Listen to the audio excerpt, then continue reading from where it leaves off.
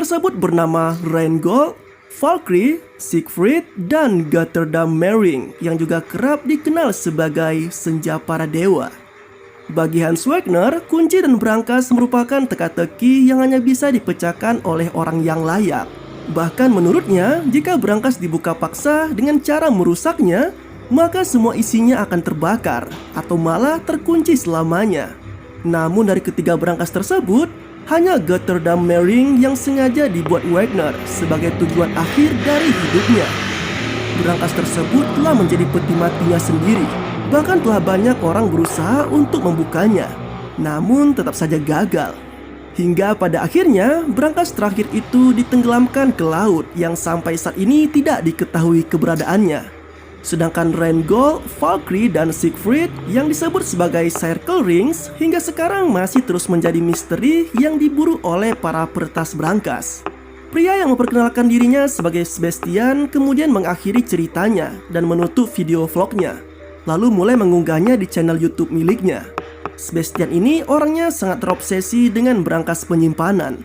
Ia bahkan sempat bermain-main dengan pengunci brankas yang terletak di samping laptopnya dengan memasang waktu di jam tangannya, seolah seperti sedang menguji kemampuannya dalam meretas kunci tersebut. Sebastian dikisahkan sebagai seorang pria lajang yang bekerja menjadi pegawai di sebuah bank. Namun tampaknya ia sudah mulai lelah dengan rutinitas yang dikerjakannya. Pergi pagi, pulang pagi, ya begitulah. Hingga suatu ketika, Sebastian yang baru saja selesai bekerja mendapati satu komentar di video YouTube-nya yang mengundangnya untuk mengikuti tes membuka brankas di salah satu rumah di Berlin. Ia yang begitu termotivasi pada hal tersebut akhirnya memutuskan untuk mengunjungi lokasi sesuai dengan yang tertera dalam komentar video YouTube-nya. Di lokasi yang telah ditentukan, Sebastian awalnya sempat ditolak masuk oleh seorang penjaga. Namun ketika ia menyebutkan kata kunci Götterdammerring, seketika si penjaga langsung mempersilahkannya masuk. Betapa terkejutnya ia ketika mendapati banyaknya orang di tempat itu yang ternyata sedang mengadakan semacam kompetisi untuk membuka brankas di sana. Sebastian yang baru saja sampai tiba-tiba langsung disuruh untuk mengikuti kontes tersebut. Awalnya Sebastian sangat kebingungan sekali dengan apa yang sedang terjadi di sana. Apalagi ia kini dihadapkan dengan 7 kontestan yang harus beradu cepat dalam membuka brankas. Secara mengejutkan, ia yang sempat tertinggal dari beberapa kontestan lainnya tiba-tiba bisa membuka brankas miliknya. Ia pun berhasil lolos ke babak selanjutnya bersama dengan 3 kontestan lainnya. Di babak selanjutnya, Sebastian yang sudah mulai memahami kontes tersebut mulai lebih serius dalam mengikutinya. Ia nampak cekatan ketika pertandingan dimulai. Dan beruntungnya, Sebastian kembali berhasil menjadi yang tercepat kedua, yang artinya ia akan kembali melanjutkan kompetisi tersebut hingga ke babak final. Berbeda dengan babak sebelumnya yang menetapkan waktu 5 menit bagi semua kontestan untuk menyelesaikan tugas tersebut, di babak final ini Sebastian atau yang dijuluki sebagai Mr. Nervous Guy hanya diberikan waktu 3 menit saja untuk bisa membuka brankas dengan ukuran yang jauh lebih besar dari sebelumnya. Uniknya, bukannya langsung memulai aksinya seperti finalis lainnya, namun Sebastian justru dengan santuinya mengoceh dan mengacaukan fokus dari pesaingnya itu. Hingga setelah waktu menunjukkan kurang dari 1 menit, barulah ia mulai berusaha untuk membukanya. Sekali lagi keberuntungan masih berpihak pada Sebastian dengan berhasil membuka brankas tersebut meski waktu sudah sangat tipis. Penonton pun bersorak karena kali ini telah datang bintang baru dalam kontes tersebut. Dan ia adalah Sebastian yang secara mengejutkan berhasil memenangkan kontes itu. Dalam kemeriahan tersebut, Sebastian juga nampak tercuri perhatiannya oleh seorang wanita di tengah keramaian penonton di sana. Pria itu pun kini pulang dengan membawa trofi atas kemenangannya tersebut. Keesokan harinya, seperti biasa Sebastian memulai hari dengan bersiap-siap untuk kerja, termasuk mampir ke salah satu kedai untuk membeli kopi dan cemilan sebagai bekalnya. Namun rutinitas yang membosankan itu berubah menjadi momen indah baginya. Sebastian tiba-tiba dikejutkan oleh sosok wanita yang sempat ditemuinya dalam kontes kemarin. Dalam pertemuan tersebut, wanita itu mulai memperkenalkan dirinya sebagai Gwen. yang menurutnya akan mengubah hidup Sebastian selamanya. Gwen juga sempat mengungkapkan bahwa ia merupakan sosok yang sempat memberi komentar di salah satu video YouTube Sebastian, termasuk mengundangnya ke kontes kemarin. Wanita itu juga bahkan mengatakan bahwa ia telah mengamati Sebastian selama ini, mulai dari aktivitas paginya hingga selesai bekerja setiap harinya. Tidak hanya itu, Gwen juga langsung membuktikan jati dirinya dengan menyerahkan beberapa barang yang berhasil diambilnya dari pengunjung di kedai tersebut, mulai dari cincin, arloji, serta sepucuk pistol yang didapatnya, bahkan kurang dari 7 menit sejak ia berada di tempat tersebut. Wanita itu mengaku bahwa dirinya merupakan pencuri profesional dan telah menjadi buronan bagi Interpol, karena ia sendiri merupakan anggota dari komplotan perampok bank internasional. Gwen juga mengatakan bahwa ia ingin mengajak Sebastian untuk bergabung dalam kelompoknya, dengan menyebut jika pria itu merupakan sosok yang tepat untuk menjalankan misinya kali ini. Terlebih ketika ia mengatakan soal Circle Ring yang merupakan target sasarannya bersama komplotannya. Mendengar hal tersebut, sontak saja Sebastian pun langsung terkagum dan tertarik untuk ikut bersamanya, meski ia sendiri juga ragu untuk memutuskannya. Sebastian juga sempat dikagetkan dengan rencana Gwen yang hanya ingin merampok 3 berangkas Silker Rings yang dalam waktu 4 hari saja. Tentunya itu bukanlah pekerjaan yang mudah, apalagi Siegfried disebutnya sebagai berangkas dengan sistem gerigi 7 putaran yang memiliki trilunan kombinasi dalam sistem keamanannya. Sebastian hanya diberikan waktu untuk memutuskan selama sehari saja, dan ia nampak benar-benar memikirkan hal tersebut. Hingga kemudian berita di TV soal wabah virus misterius di Nevada yang disebut sebagai zombie apocalypse nampaknya telah memantapkannya dalam mengambil keputusan untuk mengubah hidupnya. Keesokan harinya, berbekal alamat yang diberikan Gwen, akhirnya Sebastian tiba juga di markas komplotan itu. Di sana Gwen mulai memperkenalkan beberapa anggota lainnya, mulai dari Corina yang dikisahkan sempat menghack salah satu studio film besar hanya untuk mendapatkan salinan film Pirates of the Caribbean yang kala itu bahkan belum dirilis. Kemudian ada Roll si supir yang selalu siap siaga untuk membawa mereka kabur. Serta ada Brad si pemberani dan berotot yang selalu menyebut dirinya sebagai pemimpin, meski tampaknya Gwen yang lebih mendominasi dalam kelompok itu. Pembahasan pun dimulai. Corina membeberkan tentang temuan Circle Rings yang didapatnya di mana Rheingold terletak di Paris, Prancis, Valkyrie yang ada di Praha, Ceko, serta Siegfried yang diketahui berada di Swiss.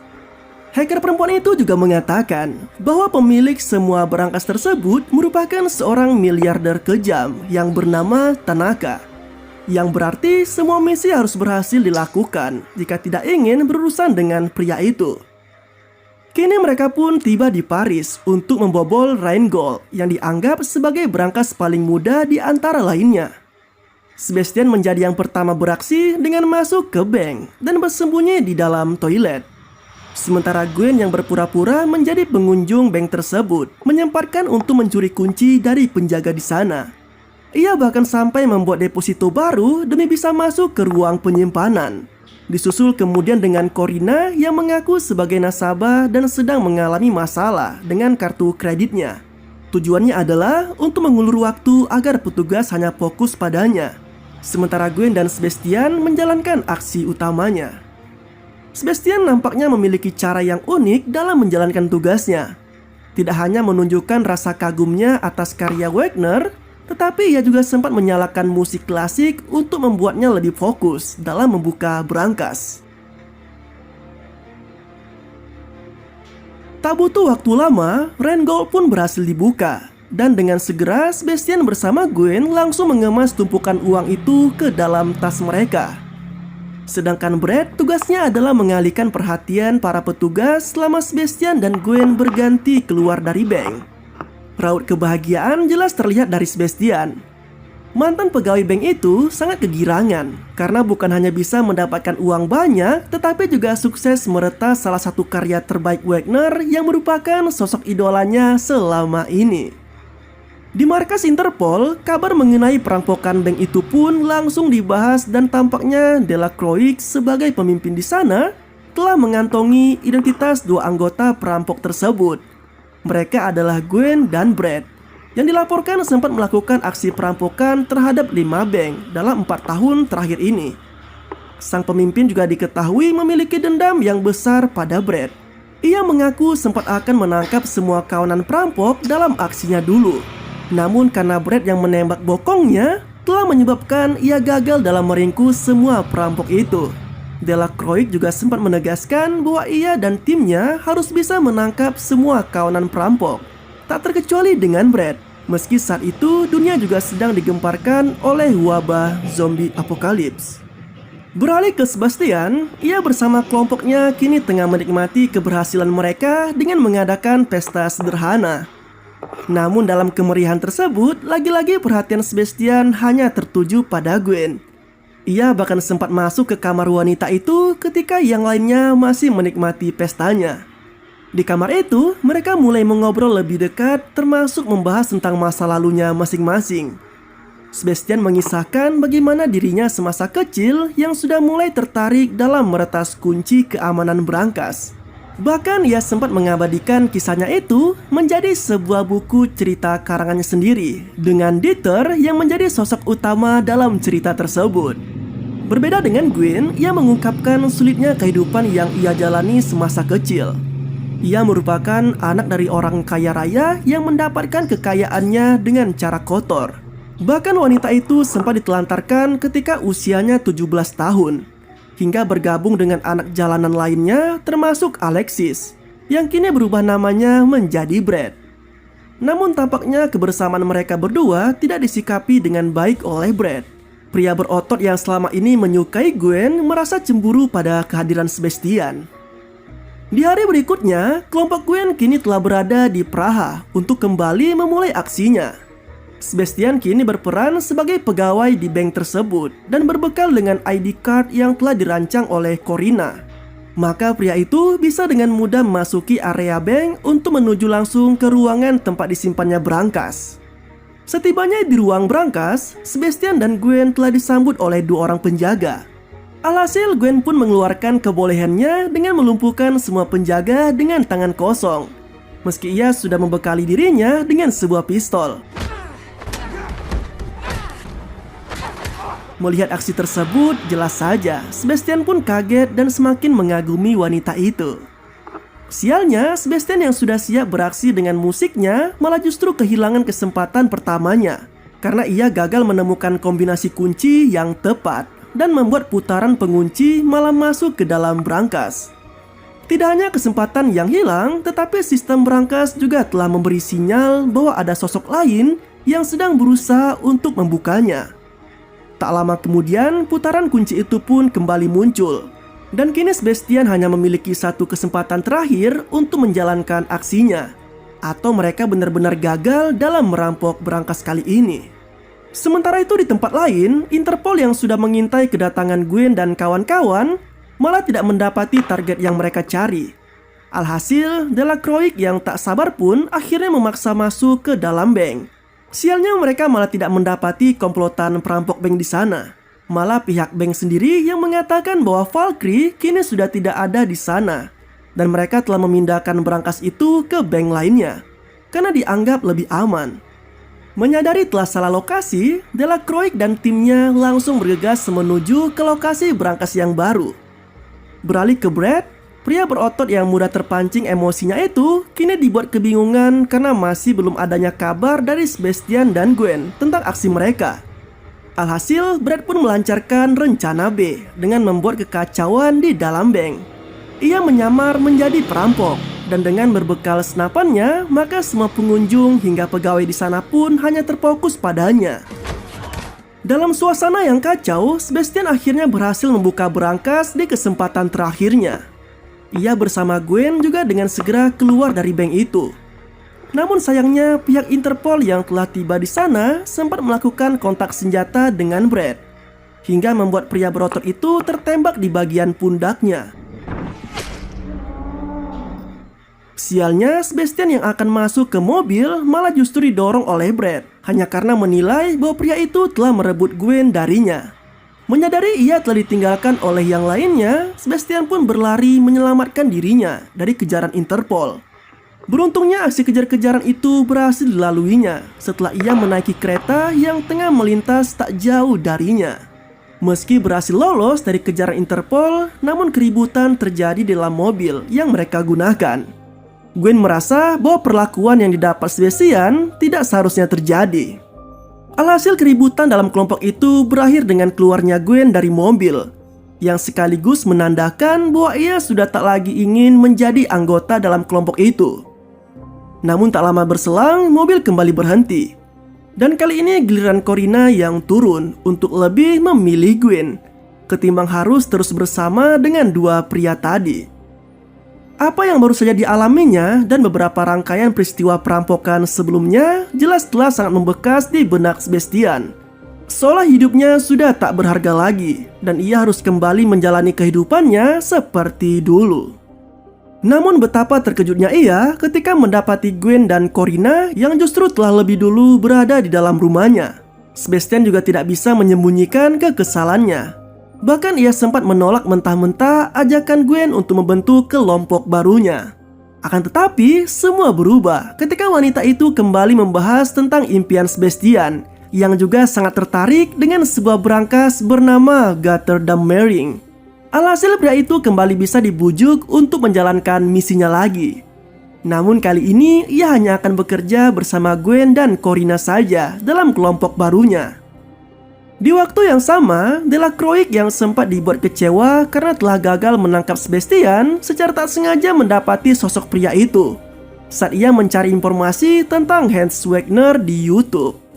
Agen Interpol itu nampak kembali menemukan semangatnya untuk bisa menangkap targetnya. Tanpa membuang waktu, Delacroix segera mengerahkan timnya untuk bergegas menuju ke Swiss, kota yang disinyalir menjadi lokasi keberadaan berangkas Siegfried yang disimpan di sebuah kasino. Di sekitar lokasi kasino, beberapa anggota Interpol telah bersiap untuk menantikan kedatangan kawanan perampok yang dicarinya. Sejumlah sniper bahkan sudah siaga dari atas menara gedung, termasuk dengan tim Delacroix yang masih terus memantau dari sebuah mobil. Saat mereka sedang fokus untuk menunggu kedatangan Gwen dan kawan-kawan, tiba-tiba salah seorang agen di sana mendapati rekaman radio yang membicarakan tentang perubahan rencana perampokan berangkas kasino menjadi jam 5 pagi yang disebutnya lebih memungkinkan untuk beraksi. Meski sempat diragukan keasliannya, namun tanpa pikir panjang, Delacroix langsung memutuskan untuk mengerahkan timnya tepat di jam 5 pagi, sesuai dengan apa yang baru saja didengarnya. Nampaknya keberuntungan masih belum berpihak pada Delacroix. Keputusannya untuk mengikuti percakapan di radio itu sepertinya telah salah besar. Pasalnya tepat ketika waktu menunjukkan pukul 5 pagi, ia dan timnya yang langsung masuk ke kasino malah mendapati kenyataan bahwa berangkas di sana justru telah dipindahkan tepat 90 menit sebelumnya. Konyolnya lagi, pemindahan berangkas itu juga dilakukan atas saran dari pihak yang mengaku sebagai Interpol, agar berangkas segera dipindahkan demi keamanan.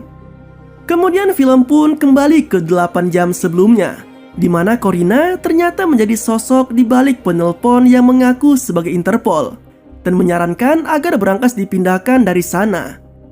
Sementara Gwen kembali menunjukkan aksinya dengan melumpuhkan dua petugas pembawa berangkas setelah menyelinap masuk ke truk tersebut, termasuk dengan Sebastian yang juga berada dalam truk itu. Sedangkan Corina yang masih berada di sekitar lokasi kasino malah mendapati adanya sinyal GPS yang berasal dari HP Brad. Namun beruntungnya ia masih sempat memberitahunya pada Gwen. Meski kemudian ia ditangkap dan diinterogasi oleh Interpol. Kembali ke Sebastian, ia kini nampak cukup kesulitan untuk membuka berangkas ketiganya karena truk yang digunakannya tidak berjalan stabil, mengingat jalanan yang licin dan berliku. Setelah berjibaku dengan berangkas tersebut, akhirnya pria itu berhasil membukanya. Dan nampak kegembiraan luar biasa terpancar darinya dan juga Gwen. Namun sialnya, ketika mereka menghentikan truk dan berniat untuk memindahkan semua uangnya, Tiba-tiba datang Brad yang langsung menodongkan pistolnya ke arah mereka. Ketika pistol itu sudah siap menembak Sebastian, tiba-tiba saja pistol seperti kehilangan tenaganya.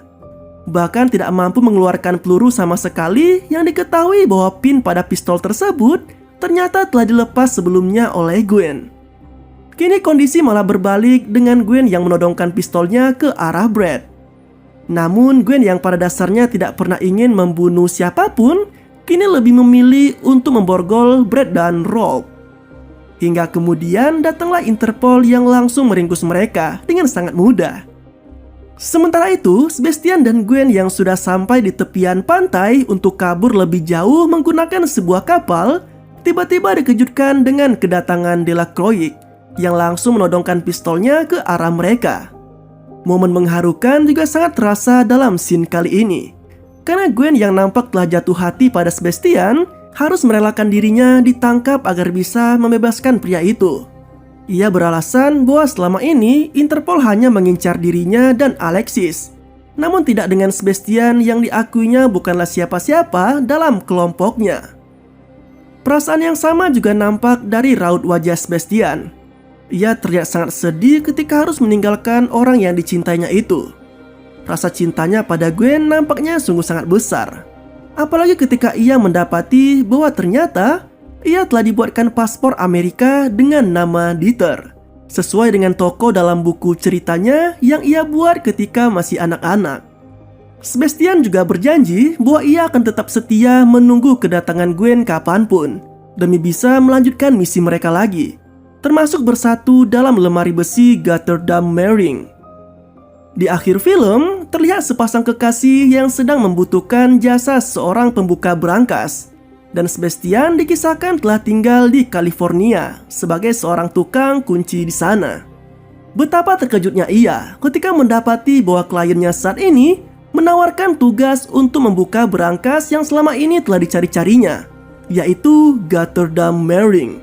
Dengan senang hati, Sebastian pun menyetujui permintaan tersebut dengan sangat antusias. Dan dari semua kejadian itu, film pun berakhir dengan begitu santuy. Yap, seperti yang kalian tahu, Sebastian akan kembali melakukan petualangannya untuk membobol berangkas yang sangat ia impikan itu, yaitu berangkas Gotterdam Mering.